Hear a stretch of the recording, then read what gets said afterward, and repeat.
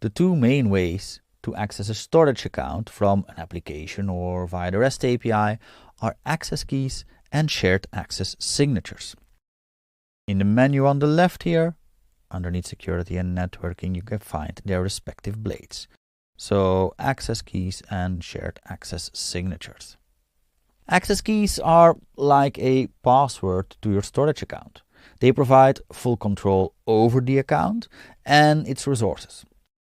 That's quite a large access surface it grants, so if at all possible, I would avoid using them from an application. Although exceptions can be made for applications that you know you can trust and can safely store these keys. Shared access signatures allow a more granular approach. You can choose what they allow access to, blobs, queues, and so on. You can choose what level of access is granted, like read, write, and so on, and you can choose for how long that access is granted. So this is more secure if you want to provide third parties access to your data, or if you want to use a less permissive way of granting access. But it also requires additional signature management, as these signatures expire after a while. That being said, access keys should also be regularly rotated. So no matter which approach you choose, you should make sure that your applications can deal with rotating keys or signatures. A key or a signature that lasts forever is definitely not a good idea. For the demo, we'll use a shared access signature. I'll create it in a minute. So that's enough for the security part at the moment, but how do we actually query the data? How do we access it? Well, one of the ways to access the storage account and the data within is via the REST API. A full reference can be found via the link on screen. You can also go directly to the table storage API reference, however. We currently want to interact with table storage, so we need a table storage REST API reference. Now, this is essentially just a REST API, one which adheres to the OData standard, which means that you can use things like filters or select certain fields from entities. You're all developers, so I think I can safely assume that you know how to interact with a REST API. Through this API, the one we're looking at right now, you can create tables, delete them, query them, insert, update, or delete entities from and in them, and so on. In other words, all the common operations you would expect. Let's click Query Tables here to give us a bit more information on how we can query a table. If we scroll down a bit, we see that to query a table, we essentially need to send a GET request to our storage account, followed by the table name. As far as URI parameters are concerned, the query tables operation seems to support the query options that the OData protocol specification defines.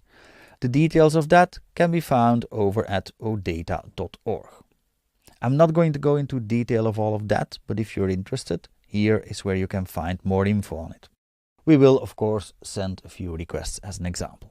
So let's give this a try. To send a request, we need something that can send requests and inspect responses. We could use something like Postman for that. I kindly use that quite often, but there's also the built-in functionality in Visual Studio these days, the HTTP files. So let's use that instead. All right. We want to get something, so we need the URI. Let's go to the portal. And let's navigate via the storage browser, for example, to the table we just created.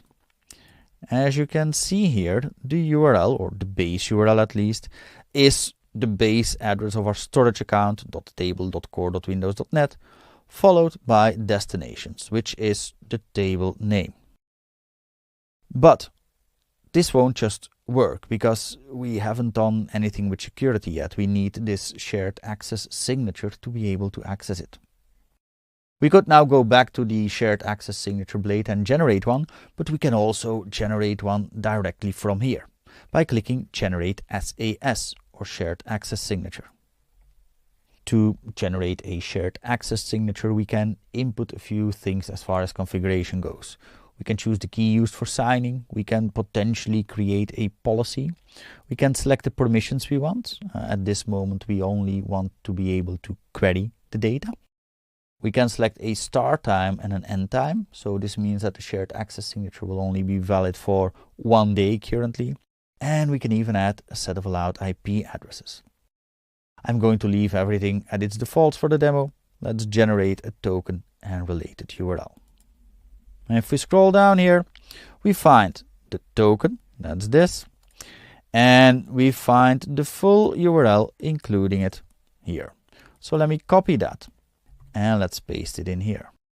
So what we find in here, the root address, followed by destinations for our table. We also pass through an accept header. We want to get back JSON. Now let's send that request. And here we go.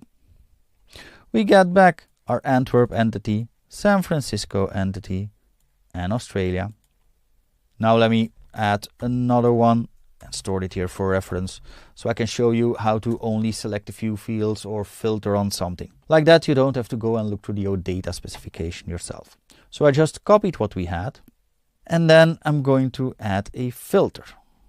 You do that with $filter, and I'm going to say that I want the identifier to be greater than or equal to, don't forget to escape the spaces, so GE greater than or equal to, and let's say 2. Let's already give that a try. I made a small mistake. I of course need to add an ampersand here to ensure that the key isn't seen as part of the previous query string parameter. Let's send the request again. And that's interesting. The request seems to have worked, but I don't get back any value. What could be the case? Well, I am filtering on identifier, and I am stating that the identifier should be greater than or equal to 2. But my identifier is of the string type. So what we will get here is a string comparison. And that doesn't give me the results I need. I want to compare this as if it was an integer. Let's go back to the portal. Let me open the destinations table. Let's make this an integer. Let's do that for all 3 here. This immediately goes to show that the entities can have different schemas. Because currently I have 2 entities in here with int as identifier type and one with string as identifier type. And this is simply possible. It's not a problem at all. All right. I've updated all 3. The type is now integer. And let's send that request again. And here we go. This time we do get back everything with an identifier of 2 or greater. So we get back San Francisco and Sydney. Now let's extend on this just a little bit more by only selecting a few fields. We currently get back the OData E tag, the partition key, the row key, the timestamp, but maybe we don't need all of that. Let's say that I would be quite happy with just getting back the identifier and the name. We can do that. So we already have a filter here. And let me just add in a select clause as well. So $select and then an equal sign, and I add the fields I want to select, so identifier and name. Let's give this another try. And there we go. I get back the identifier and the name and OData's E tag. You cannot avoid that. That is used by OData to potentially deal with concurrency and caching things. So there we go. That is how you use the REST API to access table storage. We could now do this from our application as well with HTTP client by simply sending requests like we just did. But a more convenient way exists, using one of Azure Storage's .NET libraries. Let's do that next.